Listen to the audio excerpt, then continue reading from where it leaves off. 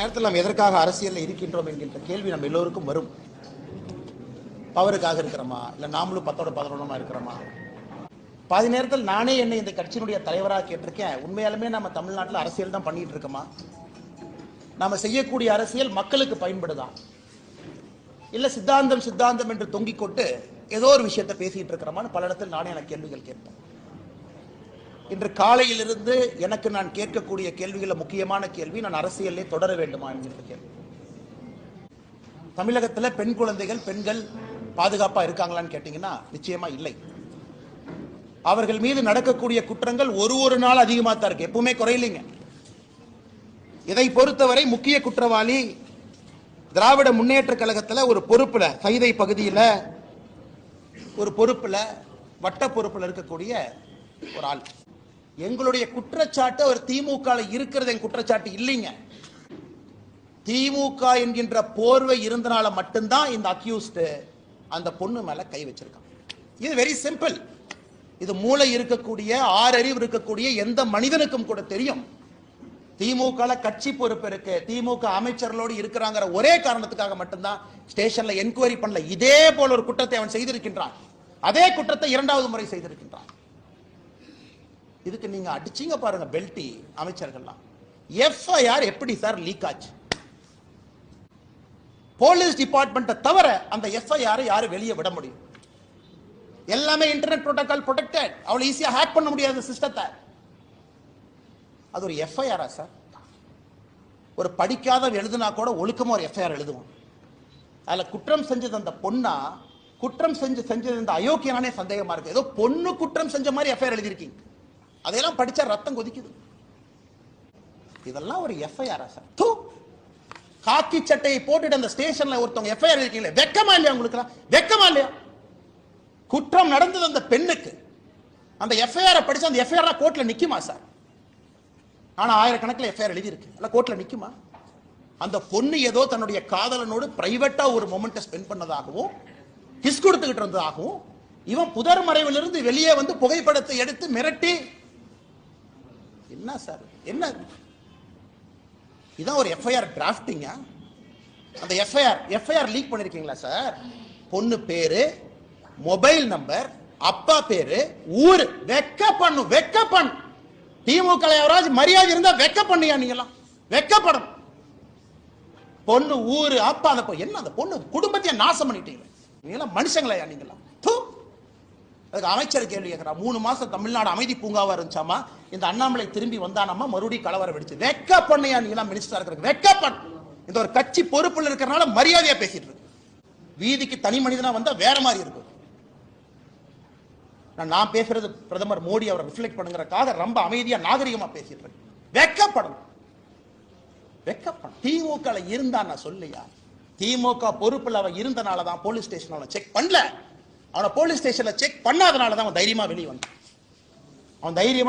அந்த எஃப்ஐஆர் படிச்சா ரத்தம் கொதிக்கல, நமக்கு ரத்தம் கொதிக்கல. அனைவருக்கும் வணக்கம். இந்த வீடியோ ரொம்ப ஒரு மன வேதனையோடு தான் நான் பதிவு செய்கிறேன். ஏன்னா தமிழகம் இப்படியான ஒரு ஆட்சியாளர் கையில் மாட்டியிருக்குது. என்னைக்கு நம்மளுக்கு விடிவு காலம் பிறக்கும் அப்படின்ற ஒரு விரக்தியும் இருக்குது.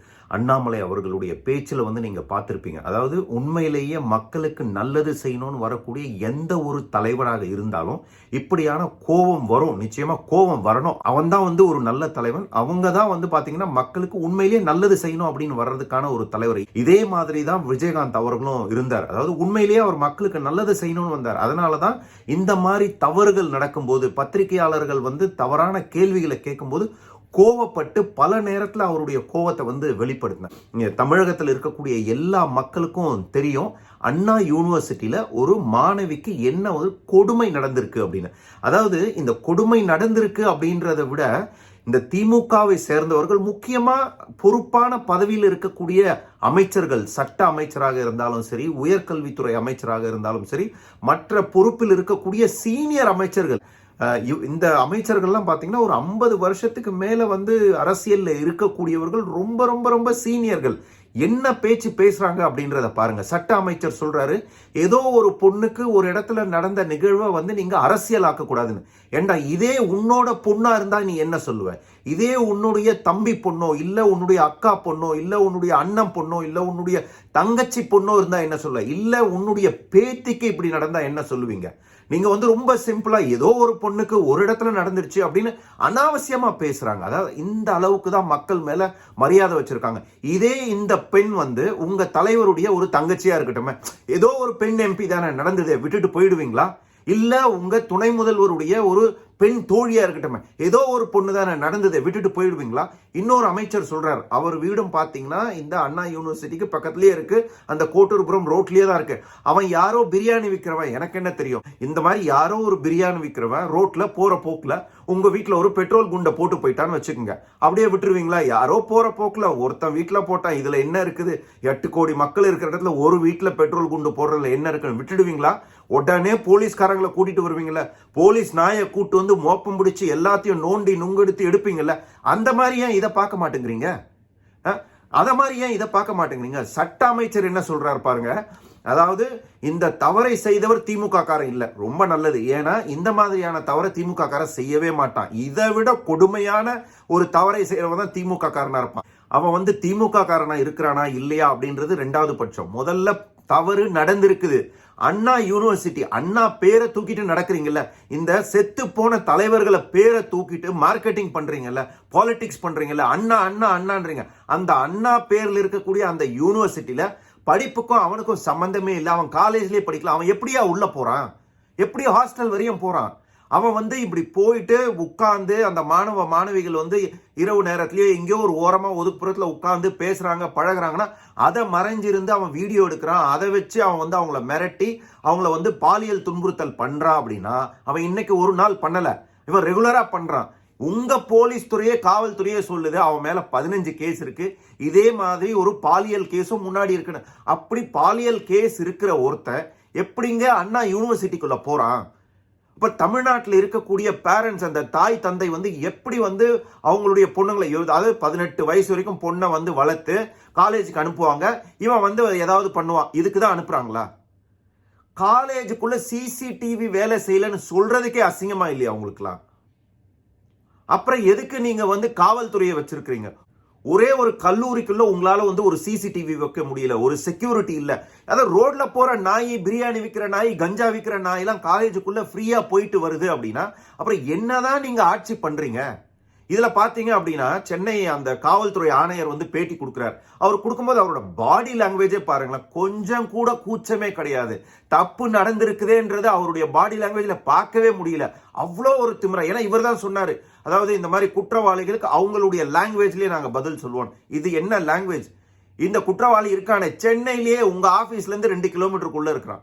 என்ன சொல்றாரு அவரு? அதாவது எஃப்ஐஆர் அப்படின்னா இதுல இன்னொரு கொடுமை பாருங்க. இந்த சம்பவம் நடந்திருக்கு. அந்த பெண் கொடுத்த அந்த எஃப்ஐஆர் வெளியில போட்டிருக்காங்க. அந்த பெண்ணோட பேர், அந்த பெண்ணோட வந்து மொபைல் நம்பர், அப்பா பேரு, என்ன படிக்குது, எந்த வருஷத்துல படிக்குது, வீட்டு அட்ரஸ், இவ்வளவும் எழுதின டீட்டெயில வெளியில விடுறாங்க. ஏன் விடுறாங்க? ஏன்னா இது வந்து ஒரே ஒரு குற்றம் மட்டும் இல்ல. நிச்சயமா இதை தோண்டி எடுக்கும் போது பலர் வந்து இதுல அஃபெக்ட் ஆயிருப்பாங்க. நிறைய பேர் பயந்து சொல்லாம இருப்பாங்க. ஸோ இதெல்லாம் போட்டா மற்ற பொண்ணுங்க வராதுல்ல, ஐயோ போட்டா என் பேர் அசிங்கமாயிடுமே, அப்பா பேர் அசிங்கமாயிடுமே, குடும்பமோட அசிங்கமாயிடுமே அப்படின்றதுனால எந்த மாதிரி இன்டைரக்டா வந்து பயமுறுத்துறாங்க பாருங்க. ஸோ இதுதான் காவல்துறையா? இப்படித்தான் ஒரு ஸ்டூடெண்ட்டுக்கு நடந்த ஒரு கொடுமை. இதே வந்து பீகார்ல நடந்தது, குஜராத்ல நடந்தது, இல்ல வேற எங்கேயாவது நடந்தது, மணிப்பூர்ல நடந்தது அப்படின்னா குடும்பமா வந்து ரோட்ல நிக்கிறீங்கல்ல, இன்னைக்கு யாருமே வரலையே. எங்க போனாங்க கனிமொழி எம்பி? எங்கேயோ நடக்கிறதுக்கு ஆளுநர் மாளிகைக்கு முன்னாடி ஒரு 2000 பேரை திரட்டி மெழுகுவத்தி ஏத்தி நிக்கிறீங்கல்ல, இன்னைக்கு உங்க வீட்டுல இருந்து 3 கிலோமீட்டர் தொலைவில் நடந்திருக்கு. சென்னையுடைய சிட்டியோட சென்டர்ல நடந்திருக்கு. ராஜ்பவனுக்கு பக்கத்துல நடந்திருக்கு. எங்க போனீங்க? இதுல வேற நிறைய இந்த கூத்தாடிகள் இருப்பானுங்க பாருங்க, சினிமாக்காரனுங்க. எதுனா ஒண்ணுன்னா, அதாவது இவங்க வந்து புரட்சிகரமா இன்னைக்கு படம் எடுக்கிற 4-5 டைரக்டர் வந்திருக்கிறானுங்க. எல்லாம் பாருங்க, பெரியார் மண்ணு, பெரியார் பொண்ணு. என்னடா சொன்னார் பெரியார்? இதை தான் சொன்னாரா? காலேஜுக்கு பொண்ணுங்க வரும், திமுக காரனை உள்ள விடு, அவன் எதை வேணா பண்ணிட்டு வரட்டும். பெரியார் இதை தான் சொன்னாரா? மக்கள் யோசிக்கணுங்க. மக்கள் வந்து யோசிக்கணும். தமிழக மக்கள் யோசிக்கணும். எப்பெல்லாம் வந்து இந்த மாதிரி திமுக ஆட்சி வருதோ அப்பெல்லாம் இந்த மாதிரியான நிறைய கொடுமைகள் வந்து நடக்குது. இது முன்னாடியே நம்ம வந்து பார்த்துருக்குறோம். இது மக்கள் தான் உணரணும். அதாவது நீங்க பாருங்களேன், நீங்க உங்க பொண்ணுங்களை படிக்க வச்சு 17-18 வயசு வரைக்கும் நல்லா படிக்க வச்சு நல்ல கல்லூரிக்கு அனுப்பணும்னு அனுப்புறீங்க. அங்க போனா இது நடக்குது. இதே தொடர்ந்தது அப்படின்னா, இதுக்கு அடுத்த முறையும் இந்த ஆட்சி வருது அப்படின்னா இன்னும் கொடுமைகள் நடக்கும். பெண்களா இருந்தா பாலியல் தொந்தரவு நடக்கும். ஆண் பசங்களை நீங்க அனுப்புனீங்கன்னு வச்சுங்களேன், காலேஜ் வாசல்ல காலேஜுக்கு உள்ள போய் கஞ்சா விற்பான், உள்ள போய் போதை விற்பான், மேபி கேன்டீன்லயே சாராய விற்பானுங்க. நாளைக்கு காலேஜ் பிரின்சிபலுக்கு டார்கெட் கொடுப்பாங்க. ஒவ்வொரு காலேஜுக்கும் அந்த பசங்க எவ்வளவு பேர் இருக்காங்க, அதுக்கேற்ற மாதிரி நீ இவ்வளவு வந்து சாராய விற்கணும், இவ்வளவு வந்து கஞ்சா விற்கணும்னு சொன்னாலும் சொல்லுவாங்க. ஏன்னா இன்னைக்கு இருக்கக்கூடிய தமிழகத்தில் இருக்கக்கூடிய IAS அதிகாரிகள் என்ன பண்றாங்க, சாராயம் விற்கிறதுக்கு டார்கெட் வைக்கிறாங்க. இந்த IAS IPSங்கிறது பாத்தீங்கன்னா அவ்வளவு பெருமைக்குரிய ஒரு படிப்பு. இன்னைக்கு வந்து நிறைய மாணவிகள் IAS ஆகணும் IPS ஆகணும்னு படிக்கிறவங்கள பாக்குறோம். எத்தனையோ இடத்துல போய் படிக்கிறாங்க. அவங்களுக்கெல்லாம் இந்த IAS அதிகாரிகளும் IPS அதிகாரிகளும் என்ன சொல்ல வராங்க? ஒரு குற்றம் நடந்திருக்கு அப்படின்னா அந்த FIR வெளியில விட்டுறது. இதுல வேற சொல்றாங்க FIR அப்படிங்கிறது அவங்க சொல்றதை அப்படியே எழுதணுமா, அதுல எதுவுமே மாடிஃபை பண்ணக்கூடாதான். இதுக்கு முன்னாடி எல்லாரையும் உள்ள பிடிச்சி போட்டீங்களா, அப்பெல்லாம் அப்படியே தான் எழுதுனீங்களா? ஒரு GR சொன்னாரு அப்படின்னு 2-3 வாரத்துக்கு முன்னாடி ஒரு FIR வந்தது. அந்த FIR படிச்சா தெரியும் அது GRோட லாங்குவேஜே கிடையாது. ஒரு 1000 கிரிமினலை வந்து FIR போட்ட ஒரு போலீஸ்காரர் எழுதி இருக்கிறார். ஏன்னா அவங்களுக்கு தான் தெரியும் இப்படி FIR எழுதுனா அந்த வந்து கேஸ் எப்படி நிற்கும், அவனை வந்து பெயில்ல வராம எப்படி உள்ள போடலாம். இதைத்தானே சவுக்கு சங்கருக்கு பண்றீங்க. அப்பெல்லாம் உங்களுக்கு தேவையான மாதிரி FIR எழுதுறீங்க. ஒரு பொண்ணோடைய வாழ்க்கையை நாசம் பண்ணிருக்கான் ஏற்கனவே. அவனை விட்டுட்டு நீங்க சேர்ந்து காவல்துறை இன்னும் அந்த பொண்ணுடைய வாழ்க்கையை அழிக்கணும் அப்படின்றதுக்காக, இல்ல இதுல பாதிக்கப்பட்ட பெண்கள் திருப்பி வெளியில வந்துட கூடாதுன்றதுக்காக இப்படி ஒரு FIR போட்டு அதை வெளியில வேற விட்டுருக்காங்க. அந்த போலீஸ் அதிகாரி வந்து சொல்றாரு தொழில்நுட்ப கோளாறுனால வெளியில வந்துருச்சு அப்படின்னு. ஆனா சட்டத்துறை அமைச்சர் சொல்றாரு அப்படிலாம் எதுவுமே வெளியில வரலன்னு. மாத்தி மாத்தி மாத்தி மாத்தி பேசுறாங்க. அதாவது ஆட்சியில் இருக்கக்கூடிய அதிகாரிகளும் அப்படிதான் இருக்காங்க. இன்னைக்கு வந்து போலீஸ் துறையிலையும் அட்மினிஸ்ட்ரேஷன்லயும் என்னைக்கு பாலிடிக்ஸ் உள்ள போச்சோ அன்னைக்கே அந்த அதிகாரிகளுடைய அந்த எஃபிஷியன்சியே இல்லை, அவங்களுக்கு மரியாதையும் போயிடுச்சு. அதாவது நீங்க எதுக்கு 5 வருஷத்துக்கு ஒரு முறை வரக்கூடிய ஆட்சியாளருடைய காலை நக்கி புழைக்கணும்னு உங்களுக்கு இருக்கா? படிச்சுட்டு வந்திருக்கீங்களே, பெருமையுடைய அதிகாரிகள் நீங்க. IPS IAS அதிகாரிகள்லாம் பெருமையான படிப்பு, மக்களுக்கு சேவை செய்யணும்னு தானே வந்தீங்க. ஏன் சிவில் சர்வீஸ் எக்ஸாம் எழுதிட்டு வரீங்க? நாட்டுக்கு சேவை செய்யணும், மக்களுக்கு நல்லது செய்யணும்னு தானே வரீங்க. அப்புறம் ஏன் இந்த அரசியல்வாதிகளுக்கு நீங்க துணை போறீங்க? கூட்டணி கட்சிகள், இதுல வேற கொள்கை கூட்டணி. என்ன கொள்கை இருக்கு உனக்கெல்லாம்? கொள்கை இருந்ததுன்னு வச்சுக்கீங்களேன். ஏன்னா சொல்றாரு திருமாவளவன் வந்து சொல்றாரு, அவர் தான் வந்து ஒடுக்கப்பட்ட சமூகத்துக்கு நான் தான் கடவுள் அப்படிங்கிற மாதிரி அவரை ப்ரொஜெக்ட் பண்ணிக்கிறாரு. ஏன் உங்க சமூகத்துல தண்ணி குடிக்கிற தண்ணியில மனித மலத்தை கலந்தாங்க. 2 வருஷத்துக்கு ஆக போகுது, கண்டுபிடிச்சிட்டீங்களா? மக்கள் உங்களை எவ்வளவு நம்புறாங்க. என்னவோ இவர் தான் இன்னைக்கு வந்து தமிழக அரசியலே தீர்மானிக்கிற மாதிரி பில்டப் கொடுக்குறீங்களே. அவர் சொல்றாரு அண்ணாமலை வந்து ஆதாய அரசியல் பண்றாரா? ஏன் 2 நாளுக்கு அப்புறம் நீங்க வந்து அம்பேத்கர் பேரை 1000 முறை சொல்ல போறீங்களா? அது என்ன ஆதாயத்துக்காக பண்ண போறீங்க? அம்பேத்கரை உங்களை விட தமிழக மக்களும் இந்தியாவில் இருக்கிற எல்லா மக்களும் அவரை வந்து மதிக்கிறாங்க, கடவுளா மதிக்கிறாங்க, கடவுளா பாக்குறாங்க. ஆனா நீங்க என்ன பண்றீங்க? அம்பேத்கர்ன்ற பேரு, அண்ணாங்கிற பேரு, பெரியாருங்கிற பேரு, எல்லாரையும் இந்த பேரை எடுத்துக்கிட்டு அரசியல் வியாபாரம் தான் பண்றீங்க. ஆதாயத்துக்கு தானே அவரோட பேரை சொல்றீங்க. நாளைக்கு 1000 முறை அம்பேத்கர் அம்பேத்கர் அம்பேத்கர்னு சொல்லிட்டீங்கன்னா தமிழகத்துல பாலாரம் தேனாரம் ஓட போதா? தமிழகத்துல சட்டம் ஒழுங்கு சீராயிடுமா? கஷ்டப்படுறவங்க எல்லாருக்கும் எல்லாமே நடந்துருமா? இது ஒரு இன்சிடென்ட் 2 இன்சிடென்ட் இல்ல, காலேஜ்ல நடக்கிறது மட்டும் இல்ல. பெருமையா சொல்லிக்கிறது திமுக காரன் இல்ல, இவன் திமுக காரன் இல்லாம போட்டையா. காவலுக்கு போற பொண்ணோட இல்ல, காவலுக்கு போற போலீஸ் பெண் அது போலீஸ வந்து இடுப்ப கிள்றீங்களா இல்லையா? காவலுக்கு போற SI முடிய பிடிச்சி இழுக்கிறீங்களா இல்லையா? இதெல்லாம் நடக்கலையா? கோர்ட்டுக்கு வெளியில வெட்டி போடலையா? கொலை எங்க பார்த்தாலும் கொலை, சர்வசாதாரணமா. அதை என்ன ரோட்ல போகும்போது எச்ச தப்பிட்டு போற மாதிரி போற வேலை வெட்டி விட்டுட்டு போறான். இதெல்லாம் கேட்கறது இல்ல. மக்கள், உங்களுக்கு அறிவு இருக்குனாங்க, மக்கள் தாங்க யோசிக்கணும். இவ்வளவும் பண்றான், இதுக்கு பேரு திராவிட மாடல். இதுதான் திராவிட மாடலா? இந்த மாடலுக்கு தான் நீங்க ஓட்டு போட்டீங்களா? விடியல் ஆட்சி விடியல் ஆட்சின்ற இந்த மாதிரி ஒரு விடியலுக்கு விடியாமே இருந்திருக்கலாம், இருட்டிலே இருந்திருக்கலாம் மக்கள். இல்ல இந்த கொடுமையெல்லாம் எதிர்த்து போராடுற ஒருத்தர் வந்து, அதாவது நான் செஞ்சிருந்த வேலையை விட்டுட்டு, IPS அதிகாரியை இருந்த வேலையை விட்டுட்டு மக்களுக்காக நல்லதை செய்யணும். பாத்தீங்கன்னா டெய்லி ஏதாவது ஒரு கேள்வி கேட்பாங்க.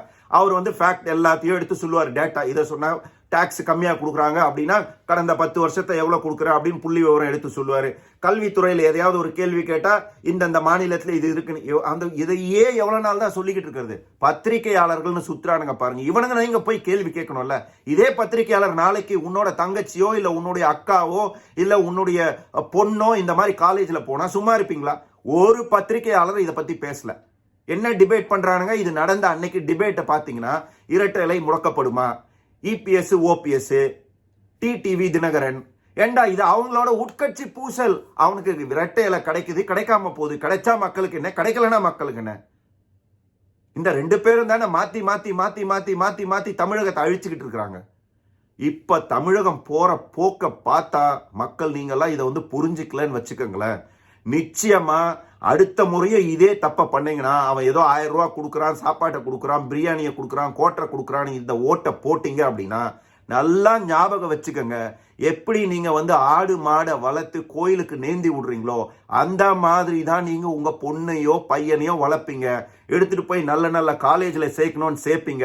பொண்ணா இருந்தா பாலியல் துன்புறுத்தலுக்கு ஈடுபடுத்துவாங்க, பையனா இருந்தா அவனை வந்து போதைக்கு அடிமையாக்கிடுவாங்க.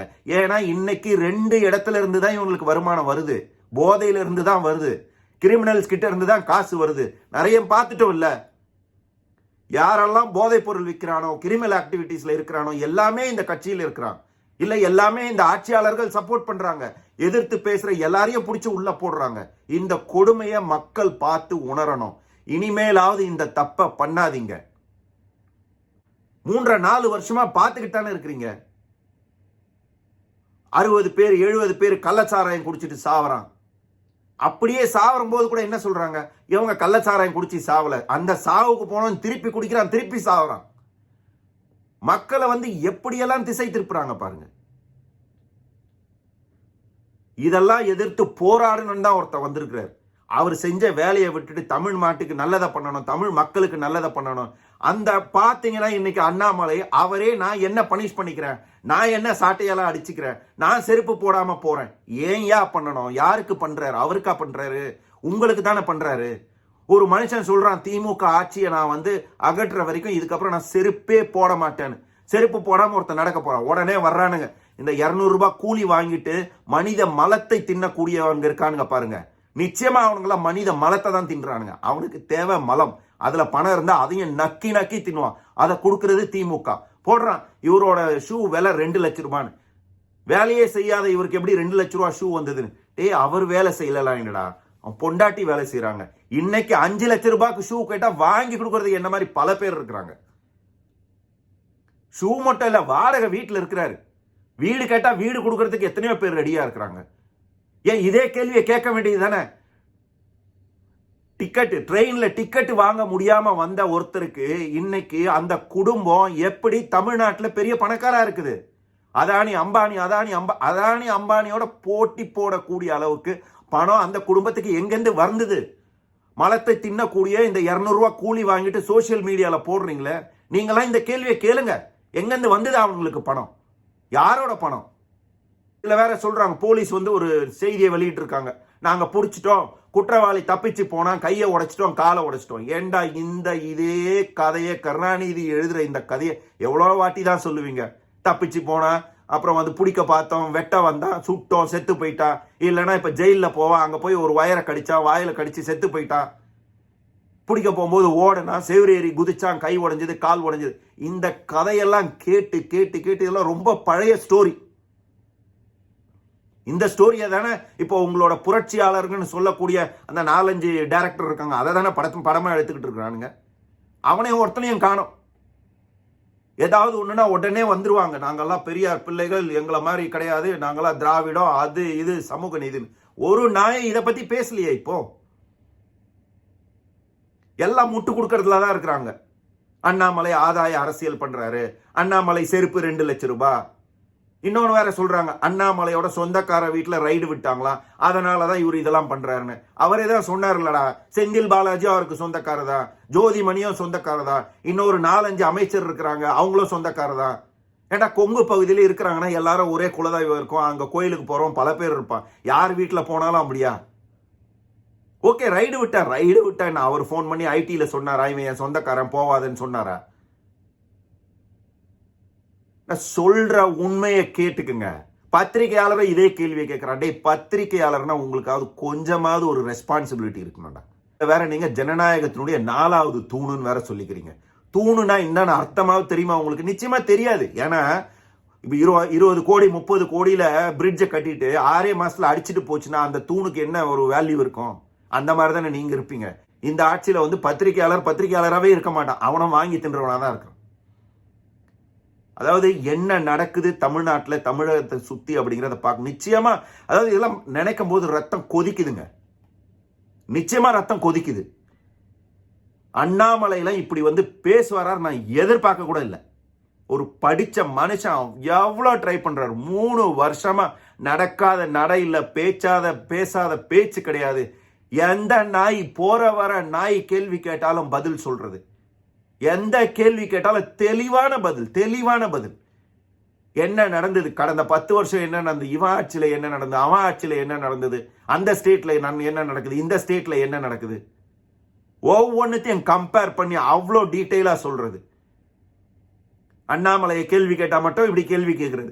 இதே போய் துணை முதல்வரையோ இல்ல முதல்வரையோ கேட்டா நீங்க இட்லிக்கு சாம்பார் சாப்பிடுவீங்களா, சட்னி சாப்பிடுவீங்களா, இந்த மாதிரி கேள்வி கேட்கறது. போறது எங்கேயாவது கிறிஸ்மஸுக்கு போறேன்னு குழந்தைய தூக்கி வச்சுன்னு போட்டோ எடுக்கிறது. திராவிட மாடல் போற இடமெல்லாம் திராவிட மாடல். கேட்டு காது புளிச்சு போச்சு. இதுல வேற இவங்க தமிழை வளர்க்குறாங்களாம். தமிழ், திராவிடன்ற வார்த்தையும் தமிழ் கிடையாது, மாடலுங்கிற வார்த்தையும் தமிழ் கிடையாது. மக்களை எப்படி ஏமாத்துறான் பாருங்க. இது மக்கள் தானே புரிஞ்சுக்கணும். அதாவது மக்கள்கள் முட்டாளா இருக்கிறாங்க. தமிழ்நாட்டு மக்கள் முட்டாள். நீ எதை வேணாலும் பண்ணு, கடைசியில ஒரு 1000 ரூபாவை கொடு, எதையாவது கொடு, ஓட்டை போட்டுருவான். அதுக்கப்புறம் நம்ம பண்றதை பண்ணிக்கலாம். தமிழகத்தை இந்த அளவுக்கு சீரழிப்பான்ட்டு யாரும் நீங்க வந்து இமேஜினே பண்ண முடியாது. எந்த அளவுக்கு வந்து பாழா போயிட்டு இருக்குது தமிழகம் அப்படிங்கிறது. கடனுக்கு மேல கடன், கவர்மெண்ட்ல கடன், அரசாங்கத்துல வேலை செய்யறவனுக்கு சம்பளம் கொடுக்கறதுக்கு காசு கிடையாது. எவ்வளவு பொய்க்கு மேல பொய். அதாவது இருக்கிற அமைச்சர்கள், அவங்க அமைச்சர் பேசுற பேச்ச பாருங்க, பாடி லாங்குவேஜ பாருங்க. ஓசில தானே வரன்றார் ஒருத்தன் மனுவா கொடுத்தா தலை மேல அடிக்கிறது. எந்த அளவுக்கு, அதாவது எதையாவது கேள்வி கேட்டா அவருக்கு வேலை இல்லை அப்படிங்கிறது. இதெல்லாம் வந்து எங்க போய் முடியும்னே தெரியல. இதுக்கு வந்து விடிவு பிறக்கணும் அப்படின்னா, அதாவது மக்கள் தாங்க யோசிக்கணும். நீங்க வந்து இந்த 1000க்கும் 500க்கும் பார்த்தீங்க அப்படின்னா, உங்க பொண்ணையும் உங்க பிள்ளையும் வந்து எடுத்துட்டு வந்து ரோட்ல நிறுத்துறீங்க. இவனுங்களுக்கு வந்து பலிக்கடை ஆக்குறீங்க. தொடர்ந்து நீங்க வந்து இதையே, இந்த தப்பையே செஞ்சீங்க அப்படின்னா, அதே தான் கோயிலுக்கு நேர்ந்து விடுற மாதிரி தான். பொண்ணை நல்லா வளர்க்க வேண்டியது.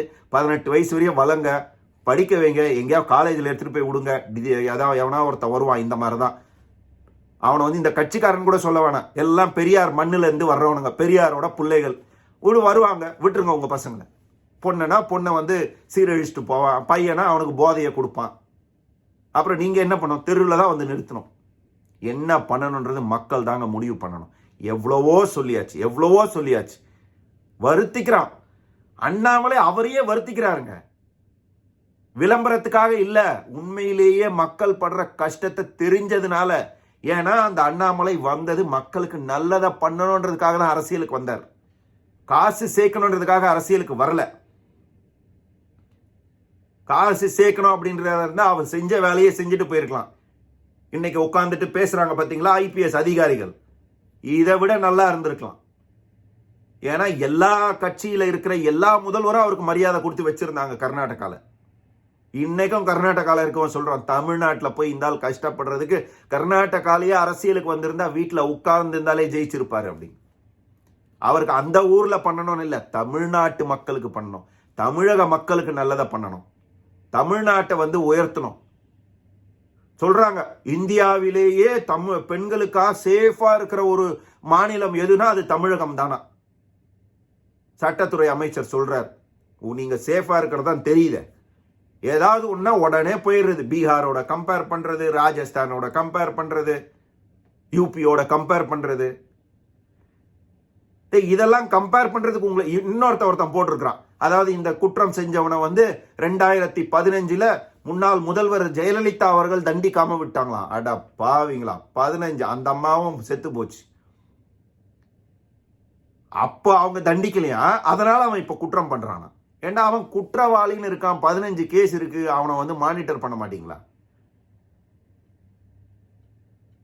அவன் போய் டிசைனா போட்டோ எடுக்கிறான், எல்லாரோடையும் போட்டோ எடுக்கிறான், எல்லா அமைச்சரோடையும் போட்டோ எடுக்கிறான். அது எப்படி ரோட்ல போகும்போது இவனுக்கு மட்டும் போட்டோ எடுக்க முடியுது?